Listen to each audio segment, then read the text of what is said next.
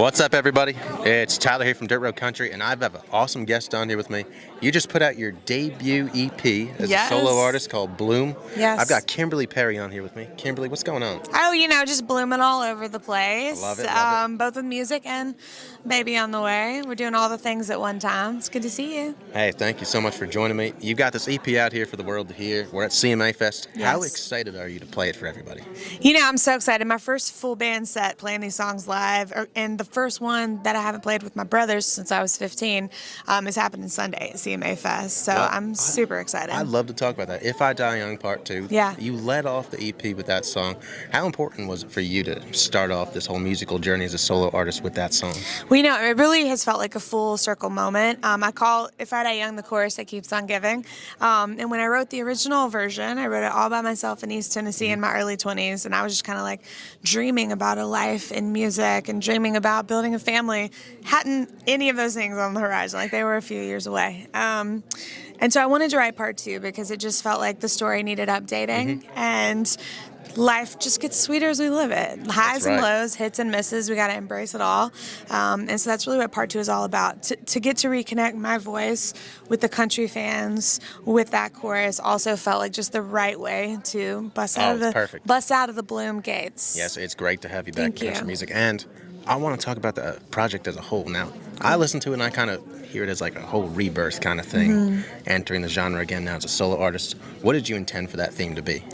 Well, Bloom comes from the line in If I Die Young Part 2 that says, I've had time to bloom. I'm going to add some things to that. I think you need time and space to be able to bloom. The flower is sort of like the end of the process, but there's this whole thing that happens under the surface, and then you're like growing taller, trying to stand on your own 2 feet to ultimately be able to blossom. That's the metaphor.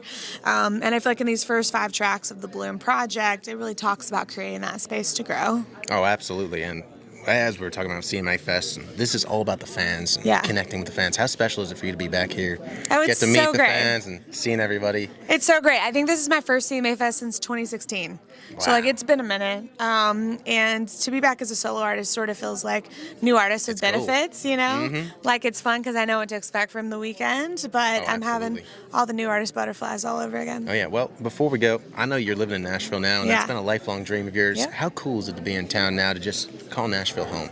I mean, the 615 is a beautiful place to be. It's physically beautiful. I mean, there's no spring and fall like Tennessee. That's right. That's my opinion. But I will say this, just to really be building my creative community, and then your creative community becomes like your best friends. That's the magic of 615. And so you're kind of living life together and experiencing it together and then creating about it together. All right, well, I just thought of this now, so I'm just going to ask you. Okay, hit me. Now, if you could think of one sentence as a pitch for fans to listen to Bloom, what would the pitch be?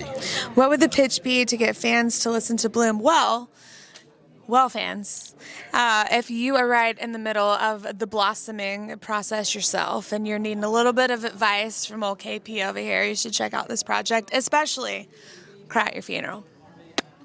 Also, it's got some good fiddle in it too. So you like the fiddle? Who doesn't? I'm a sucker for fiddle. We got a lot of it on this project. I gotta say, if I know somebody that doesn't like the fiddle, I don't know if we could have a good friendship. You just don't trust them. It's like if you don't love a dog and you don't love a fiddle, we can't be friends. You see, that's what I say too. If you don't like the fiddle, if you don't like the steel guitar, that's like hating puppies. I mean, I love you. You should make that T-shirt. I'll wear it. I will make it. Well, if you guys don't follow Kimberly on Instagram and the rest of her social media platforms, go do it now. Go stream Bloom because it is awesome. And yeah, Kimberly, thank you so much for joining me. Thank you for having me. Happy CMA Fest. Absolutely. We will see you guys next time.